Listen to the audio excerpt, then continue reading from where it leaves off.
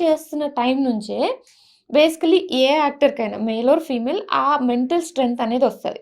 నా విషయంలో నాకు కూడా అదే అనిపించింది. అంటే నేను నో తీసుకోవడం ఎలానో నాకర్థమైంది. మేబీ ఒక 6 మంత్స్ ఫస్ట్ 2, 3 ఆడిషన్స్ అయిపోయిన తర్వాత చాలా డిప్రెషనొస్తది, ఏడుపొస్తది. తర్వాత తర్వాత ఓకే. మనకంటూ ఏదో రాసిపెట్టుంది అని చెప్పేసి జర్నీ స్టార్ట్ చేస్తాం గదా! సో, అక్కడి నుండి మెంటల్ స్ట్రెంత్ స్టార్ట్ అయింది. దాని తర్వాత సిట్యుయేషన్స్ చాలా డిఫరెంట్‌గా ఉంటాయి. కొన్నిసార్లు ఆహ్, కొంతమందొస్తారు. ఓకే. మీకు ఆపర్చునిటీ కావాలా? ఇండస్ట్రీలో కావాలా? అంటే వాళ్ళు మనల్ని డైరెక్ట్‌గా అడగకపోయినా ఊరికే ఈ హీరోని, పలానా హీరోయిన్ ఇలా చేశారు. అందుకనే వీళ్ళు ఈ టాప్ పొజిషన్‌లో ఉన్నారు. లేకపోతే వీళ్ళు ఇలా మాట్లాడారు. వీళ్ళు వీళ్ళతో క్లోజ్‌గా ఉన్నారు. అందుకని అలా ఉన్నారు.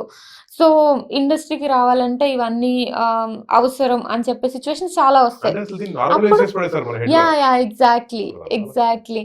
అంటే నాకింకా గుర్తు కొంతమంది ఎలా చెప్పారంటే స్టార్టింగ్ స్టేజ్‌లో ఇప్పుడు నువ్వు ఆహ్, ఒక ఒక డర్టీ వాటర్ లోపల నువ్వున్నావు. ఒక బురదలో నువ్వున్నావనుకో, నీకు ఆ బురద అంటదు అంటే ఎవరు నమ్మరు.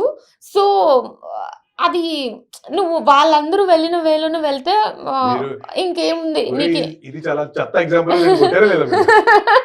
లోపల అనుకున్నాను. కొట్టేసే ఏవండీ ఆన్సర్ పట్టబట్టని మీకే సో, తెలిపడమే. ఇది స్టార్టింగ్ స్టేజ్. నాకు కొంచెం ఇప్పుడు కూడా నాకు కొంచెం వెంటనే స్ట్రెయిట్ టు ద ఫేస్ నేను చెప్పలేను. బట్ ఆ స్టార్టింగ్ స్టేజ్‌లో అయితే ఇంకా కొంచెం ఓకే. ఇలా చెప్పారా అని చెప్పేసి డల్‌గా వెళ్ళిపోవడం, ఇంటికెళ్ళడం, ఏడవటం లేకపోతే ఎందుకులే చెప్పినప్పుడు 6 కొడితే 9గా అంటే పడుతుంది. వాళ్ళలా చెప్పరు గదా! వాళ్ళెలా చెప్తారు చాలా సోఫిస్టికేటెడ్‌గా ఇలా ఉంటుంది, ఇలా జరుగుతుంది, వీళ్ళు వీళ్ళు ఇలా చేశారు మీరు కూడా అన్నట్టు చెప్తారనమాట. సోఫిస్టికేటెడ్ కలిపేసి 2 పీకేయండి. సో, సో అలా అలా ఇవన్నీ జరుగుతున్నప్పుడు మనకి ఆటోమేటిక్‌గా ఈ సిట్యుయేషన్స్ అన్నీ మనకి అర్థమైపోతాయి.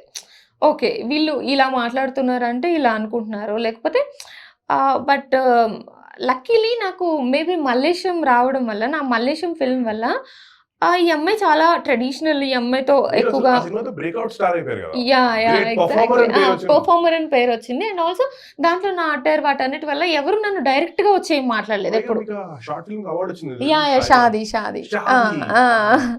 So that put you to that level గదా! ఎగ్జాక్ట్‌లీ. అంటే ఒక్కొక్క స్టెప్ అది.